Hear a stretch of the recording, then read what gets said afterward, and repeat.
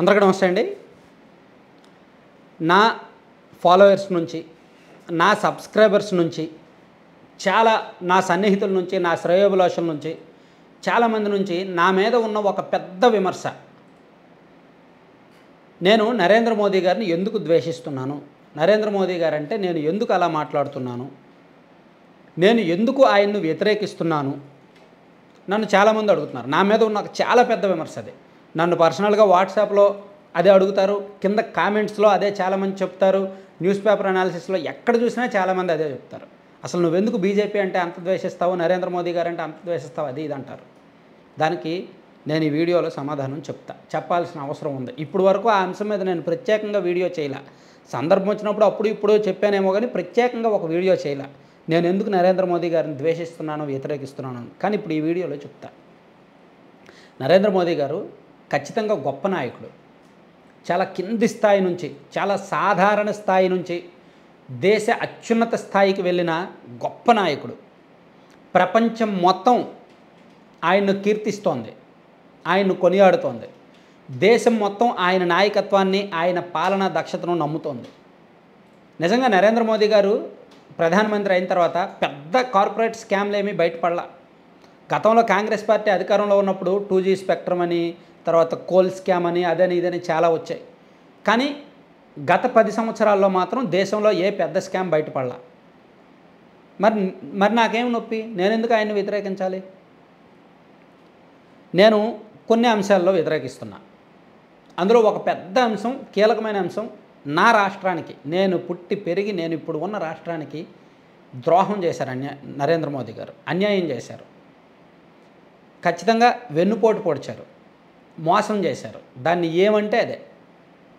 ఎందుకంటే 2014 ఎన్నికల ప్రచారంలో ఒకే రోజు 3 చోట్ల పవన్ కళ్యాణ్ గారు, నరేంద్ర మోదీ గారు అండ్ చంద్రబాబు నాయుడు గారు బహిరంగ సభలు పెట్టారు. మీ అందరికీ గుర్తుందో లేదో నాకు గుర్తుంది. తిరుపతిలోను, భీమవరంలోను, విశాఖపట్నంలోను ఒకే రోజు 3 చోట్ల బహిరంగ సభలు పెట్టి 3 చోట్ల కూడా నరేంద్ర మోదీ గారు చేసిన కామెంట్ ఏంటి తెలుసా? ప్రత్యేక హోదా ఇస్తాము, ఆంధ్రప్రదేశ్కి 10 సంవత్సరాలు ఇస్తాము అని. కాంగ్రెస్ పార్టీ ఆంధ్రప్రదేశ్ను అన్యాయంగా విడగొట్టింది. సో 5 ఏళ్ళు ప్రత్యేక హోదా ఇస్తామన్నది. కానీ కాదు, 5 ఏళ్ళు కాదు 10 ఏళ్ళు ఇవ్వడానికి బీజేపీ పోరాడింది. సో మేము దానికి కట్టుబడి ఉన్నాము, 10 సంవత్సరాల పాటు ప్రత్యేక హోదా ఇస్తాము అని ఆయన మాట చెప్పారు కదా. మన రాష్ట్రానికి ఇంకేం కావాలండి? ప్రత్యేక హోదా ఇస్తే చాలదా? ప్రత్యేక హోదా ఇస్తే మనకు అన్నీ వస్తాయి కదా. సో ఎందుకు ఇవ్వలేదు? అధికారంలోకి వచ్చిన తర్వాత 3 నెలల్లో మాట మార్చారా లేదా? మాట మార్చారు కదా. 3 నెలల్లో ప్రత్యేక హోదా ఇవ్వడానికి కుదరదు, వాళ్ళు వద్దంటున్నారు, వీళ్ళు వద్దంటున్నారు, నీతి ఆయోగ్ వద్దంటుంది, ఫైనాన్స్ కమిషన్ వద్దంటుందని అడ్డమైన సాకులు చెప్పారా లేదా? తప్పే కదా, అది మోసమే కదా. అది మొదటి కారణం, పెద్ద కారణం. ఇంకా ఉంది పోలవరం ప్రాజెక్టు, జాతీయ హోదా ఉన్న ప్రాజెక్టు, కేంద్రం పూర్తి చేయాల్సిన ప్రాజెక్టు, కేంద్రం బాధ్యత తీసుకోవాల్సిన ప్రాజెక్టు. పోనీ చంద్రబాబు నాయుడు గారు నెత్తి మీద వేసుకున్నారు, నేను బాధ్యత తీసుకుంటా, నేను చేస్తాను. మరి కేంద్రం డబ్బులు ఇవ్వాలి కదా, ఎందుకు అడ్డు చెప్పాలి? కేంద్రానికి డబ్బులు తక్కువ, ఇచ్చేయచ్చు కదా. గుజరాత్లో గత 10 ఏళ్లలో ఎంత అభివృద్ధి జరిగిందో, ఎన్ని నిధులు ఖర్చు చేశారో చూడండి. ఆంధ్రప్రదేశ్కి ఎంత అభివృద్ధి జరిగిందో, ఎన్ని నిధులు ఖర్చు చేశారో చూడండి. గుజరాత్కి 1,00,000 కోట్లు ఇస్తే ఆంధ్రప్రదేశ్కి 1000 కోట్లు కూడా ఇవ్వలేదు తెలుసా? ఒకసారి చూడండి, లెక్కలు వేయండి. జాతీయ రహదారులు కానీ, కేంద్ర ప్రాజెక్టులు కానీ, కేంద్ర పరిశ్రమలు కానీ, వివిధ రకాల నిధులు కానీ, పథకాలు కానీ, ప్రాజెక్టులు కానీ, దేనిలో అయినా కంపేర్ చేయండి. గుజరాత్లో అట్లీస్ట్ ఒక 1%, అట్లీస్ట్ 5% అనుకోండి, 5% కూడా ఇవ్వట్లే ఆంధ్రప్రదేశ్కి. మరి అన్యాయం కాదా, మోసం కాదా? అందుకు అది రెండో విషయం. నేను ఆంధ్రప్రదేశ్కి ఏం తక్కువ? గుజరాత్లో 2,000 కిలోమీటర్ల తీర ప్రాంతం ఉంది, ఆంధ్రప్రదేశ్లో 980 కిలోమీటర్ల తీర ప్రాంతం ఉంది. గుజరాత్లో అటవీ భూములు ఉన్నాయి, ఆంధ్రప్రదేశ్లో ఇంకా ఎక్కువ అటవీ భూములు ఉన్నాయి. గుజరాత్లో నగరాలు ఉన్నాయి, అర్బన్ ఏరియా ఉంది, ఆంధ్రప్రదేశ్లో కూడా ఉన్నాయి, మంచి మంచి నగరాలు ఉన్నాయి. గుజరాత్ కంటే ఆంధ్రప్రదేశ్లో యూత్, నైపుణ్యం ఉన్న యూత్ ఎక్కువ, కుర్రాళ్ళు ఎక్కువ, యువజనం ఎక్కువ, ప్రతిభావంతులు ఎక్కువ. వీళ్ళని వాడుకుంటే అద్భుతాలు సృష్టించవచ్చు. మరెందుకు నరేంద్ర మోదీ గారు చేయట్లా, సపోర్ట్ చేయట్లా? కొంచెం సపోర్ట్ చేసిన మన ఆంధ్రప్రదేశ్ రాష్ట్రానికి కొంచెం మనం చాలా దారుణమైన దశలో ఉన్నాం. కాస్త తాడు వేసి లాగితే మనం పైకి ఎక్కడానికి సిద్ధంగా ఉన్నాం, కానీ తాడు ఇవ్వట్లా, సపోర్ట్ ఇవ్వట్లా. గత 10 ఏళ్ళగా అదే చేస్తున్నారు, మాటలతో నెట్టుకొస్తున్నారు. ఇదొక కారణం. ఈ కారణాలు చాలవా? పోలవరం విషయంలో అన్యాయం, రాజధాని కాదు, ప్రత్యేక హోదా విషయంలో అన్యాయం, ప్రాజెక్టులు కేంద్ర నిధుల విషయంలో అన్యాయం. గుజరాత్తో కంపేర్ చేసిన ఇతర రాష్ట్రాలు యూపీ, బీహార్, గుజరాత్, కేంద్రంలో బీజేపీ అధికారంలో ఉన్న ఏ రాష్ట్రంతో కంపేర్ చేసినా ఆంధ్రప్రదేశ్కి అన్యాయమే. సరే, పక్కన పెడదాం. పోనీ ఇప్పుడు నరేంద్ర గారి వ్యక్తిగత లక్షణాలకే వద్దాం. దేశంలో చాలా దారుణమైన ఘటనలు గత 10 ఏళ్లలో ఎన్నో జరిగాయి. నరేంద్ర మోదీ గారు ఏమైనా మాట్లాడారా? దాని మీద రెస్పాండ్ అయ్యారా?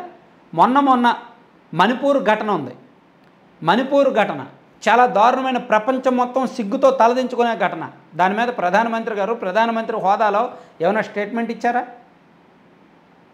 నీట్ 24 లక్షల మంది విద్యార్థులు, అంటే నేను ట్రెండింగ్ అంశాలు చెప్తున్నా, ఇటువంటి గత 10 ఏళ్లలో ఎన్నో ఉన్నాయి. 24 లక్షల మంది విద్యార్థుల భవిష్యత్తుతో ముడిపోయిన నీట్ ఎగ్జామ్ పేపర్ లీక్ అయింది. ప్రధానమంత్రి ఒక ప్రకటన చేశారా? మాట్లాడారా? మాట్లాడలా. వ్యవసాయ చట్టాల విషయంలో కానీ, రైతులు అంతమంది చనిపోతే మాట్లాడలా.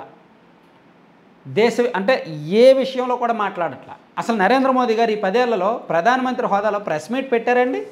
మీడియాతో ఎప్పుడైనా మాట్లాడారండి? మన్ కీ బాత్ అని ఒక ప్రిపేర్డ్, ముందస్తుగా ప్రిపేర్ అయిన ఒక స్క్రిప్ట్ ఉన్న ప్రోగ్రాం పెడతారు. మన్ కీ బాత్ అంటారు మళ్ళీ ఏమనంటే. సో అది ఒకటి చేస్తారు ప్రతి వారం అనుకుంటా, వారానికి ఒకసారి, నెలకోసారి. నేను అసలు అది ఫాలో అవ్వను, అది చూడను. అది ఒకటి పెడతారు. అది ఆల్రెడీ స్క్రిప్టెడ్, ప్లాన్డ్, ప్రింటెడ్. అది ఒకటి పెట్టి దాన్ని షో చేస్తారు. అటువంటి కొన్ని ప్రోగ్రామ్స్. ఆయన స్క్రిప్టెడ్ తప్ప, అంటే రియాలిటీ షో చేస్తారు తప్ప రియల్ కాదు అని నేను చాలా గట్టిగా నమ్ముతున్నా. స్క్రిప్ట్ లేనిదే, ప్రిపేర్ అవ్వందే ఏమీ మాట్లాడ్డా ఆయన. స్పాంటేనియస్గా ఆయన ఏమీ మాట్లాడ్డాడు. మీడియాని ఎదుర్కోలేని నాయకుడు ఆయనమే నాయకుడు. ఏమంటే డొనాల్డ్ ట్రంప్, ప్రపంచంలో అత్యధిక ఆదరణ ఉన్న CNN అనే మీడియా ట్రంప్కి వ్యతిరేకం. డొనాల్డ్ ట్రంప్ ఉన్నప్పుడు CNN అనే మీడియా విషం కక్కేది ట్రంప్ మీద. అయినా సరే ఆయన ప్రెస్ మీట్ పెట్టేవాడు. CNN అనే మీడియాకి వాళ్ళు అడిగిన ప్రశ్నలకు సమాధానం చెప్పేవాడు. పర్సనల్గానే కౌంటర్లు వేసేవాడు. నాయకుడు అంటే మీడియాని ఎదుర్కోపోతే ఎలా? జర్నలిస్టులను ఎదుర్కోపోతే ఎలా? అఫ్కోర్స్ మీకు నచ్చని మీడియాలు ఉండొచ్చు, మీకు వ్యతిరేకమైన మీడియాలు ఉండొచ్చు, వాళ్ళతో మాట్లాడండి. నారా లోకేష్ గారండి ప్రతిపక్షంలో ఉన్నప్పుడు ఆయన ప్రెస్ మీట్ పెడితే సాక్షి ఏది, సాక్షి వచ్చిందా, సాక్షి ఉన్నావా అని అడుగుతాడు. నరేంద్ర మోదీ గారు ఎక్కడ, నారా లోకేష్ ఎక్కడ? నారా లోకేష్ గారు అడుగుతారు. ఆయన ప్రెస్ మీట్ పెడితే చాలు సాక్షి గురించే అడుగుతాడు ఆయన ముందు. కావాలంటే చూడండి. అంటే నరేంద్ర మోదీ గారికి మీడియాను ఎదుర్కోవడానికి భయం. ఏం అడుగుతారో మనం ఏం చెప్పాలో అని. కీలకమైన ఇష్యూస్ మీద మాట్లాడరు. రైల్వే ప్రమాదాల మీద మాట్లాడరు. మణిపూర్ లాంటి ఘటనల మీద మాట్లాడరు. Only prepared. అంటే రియాలిటీ షోనే కదా, అంటే నటుడే కదా అర్థం. ఎవరైనా ముందుగా ప్రిపేర్ అయ్యి మాట్లాడుతున్నారంటే నటిస్తున్నట్టు అర్థం. అటువంటి నటుడిని నేను ఎందుకు అభిమానించాలి? సరే, నటుడు కాబట్టి నేను అభిమానించను, ద్వేషించను, వదిలేద్దాం. కానీ నా రాష్ట్రానికి మోసం చేశాడుగా. నేను చాలా జస్ట్ ఒక 50% చెప్తున్నా ఎందుకు వ్యతిరేకిస్తున్నాను అనేది. ఇంకా కొన్ని 50% ఉన్నాయి, దారుణాలు ఉన్నాయి. జస్ట్ మీరు మోదీ ఫ్యామిలీలో వాళ్ళ బ్రదర్స్ 2014లో పరిస్థితి, ఇప్పుడు పరిస్థితి ఒకసారి గూగుల్లో చూడండి. ఆ బ్రదర్స్ అందరూ కూడా ఎన్ని కంపెనీలకు ఎండీలు అయ్యారో చూడండి, ఎన్ని కంపెనీలు పెట్టారో చూడండి. 7 అన్నదమ్ములు. ఆ 7 అన్నదమ్ములు కూడా ఎన్ని కంపెనీలకు ఎండీలు అయ్యారో, వాళ్ళు ఎన్నెన్ని వ్యాపారాలు స్టార్ట్ చేశారో ఈ 10 ఏళ్లలో అనేది సెర్చ్ చేయండి, ఒకసారి గూగుల్ చేయండి. సంచలనాలు ఉంటాయి. నేను అవన్నీ చెప్పదలుచుకోవాలి, అవన్నీ అనవసరం. నా రాష్ట్రానికి అన్యాయం చేశారనేది వాస్తవం, నా రాష్ట్రం విషయంలో మాట తప్పారనేది వాస్తవం. కాబట్టి మాత్రమే నేను వ్యతిరేకిస్తున్నా. నా రాష్ట్రానికి ప్రత్యేక హోదా ఇస్తే నేనే ఫస్ట్ క్షీరాభిషేకం చేస్తా. నా రాష్ట్రానికి పోలవరం ప్రాజెక్టు మొత్తం ఎటువంటి అభ్యంతరాలు లేకుండా నిధులు ఇచ్చేస్తే నేనే వెళ్ళి క్షీరాభిషేకం చేస్తా. నా ఛానల్లో నేనే భజన చేస్తా. ఏమండి, మీరు మోసపోవడానికి నేను సిద్ధంగా లేనండి. మోసం ఎవరు చేసినా నేను ప్రశ్నిస్తానండి. చంద్రబాబు నాయుడు గారు ఉన్నారు, సీఎంగా ఉన్నారు. ఆయన రేపు పొద్దున్న తప్పు చేసి మోసం చేస్తే నేను వదలను, ఇలాగే ద్వేషిస్తా. పవన్ కళ్యాణ్ గారు ఉన్నారు, ఆయన కూడా మాట తప్పి మోసం చేస్తే ఇలాగే ద్వేషిస్తా. జగన్మోహన్ రెడ్డి గారు మాట తప్పారు, మోసం చేశారు, అందుకే నేను ద్వేషించా, అందుకే నేను వ్యతిరేక వీడియోలు చేశా. మీరు నన్ను ఏదైనా అనుకోని, వీడు పలానా వాళ్ళకు వ్యతిరేకం, వీడు పలానా వాళ్ళు పెయిడ్ ఆర్టిస్ట్ అని ఏదైనా అనుకోండి. నా కంటెంటు నేను లిమిట్లో చెప్తా, కొన్ని అంశాలు బోల్డ్గా చెప్తా, కొంతమందిని వ్యతిరేకిస్తా, ఎవరిని అభిమానించను. నేను ఏ ఒక్కరిని అభిమానించను, ఏ ఒక్క నాయకుడిని కూడా అభిమానించను. కానీ వ్యతిరేకించే నాయకుల జాబితాలో చాలామంది ఉంటారు. అందులో నరేంద్ర మోదీ గారు టాప్ పొజిషన్లో ఉంటారు. ఎందుకంటే ఇదే కారణం. 10 సంవత్సరాలకు ముందు నరేంద్ర మోదీ గారంటే నా మైండ్లో వేరు. అరే గుజరాత్లో 3 సార్లు సీఎంగా గెలవడం ఏంటి, 2000 అసలు గుజరాత్ లాంటి రాష్ట్రానికి 3 సార్లు సీఎం, అందులోకి కింది స్థాయి నుంచి వచ్చిన నాయకుడు అని ఏదేదో చదువుకున్నాను ఆయన గురించి. కానీ ఎప్పుడైతే నా రాష్ట్రం విషయంలో మాట మార్చారో చాలా ఉన్నాయండి, ఇంకా నేను చెప్పుకోవాలంటే చాలా ఉన్నాయండి. మీడియాని ఎదుర్కోమనండి చాలు. పార్లమెంటులో కీలకమైన సబ్జెక్టులు, దేశంలో జరుగుతున్న తప్పుల మీద, ఘోరాల మీద, నేరాల మీద మాట్లాడమనండి చాలు. ఎప్పటికప్పుడు స్పాంటేనియస్గా రియాక్ట్ అవ్వమనండి. చంద్రబాబు గారు మీడియాని ఎదుర్కొంటారు, మాట్లాడతారు. కేసీఆర్ గారు మీడియాని ఎదుర్కొంటారు, మాట్లాడతారు. అరవింద్ కేజ్రీవాల్ గారు, రేవంత్ రెడ్డి గారు, దేశంలో ఉన్న చాలామంది ముఖ్యమంత్రులు మాట్లాడతారు, కానీ ఆయన మాత్రం మాట్లాడరు.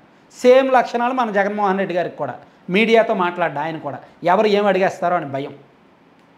సరే అవన్నీ ఎందుకులే కానీ థ్యాంక్ యూ. సో అది రీజన్ అయితే. Thank you.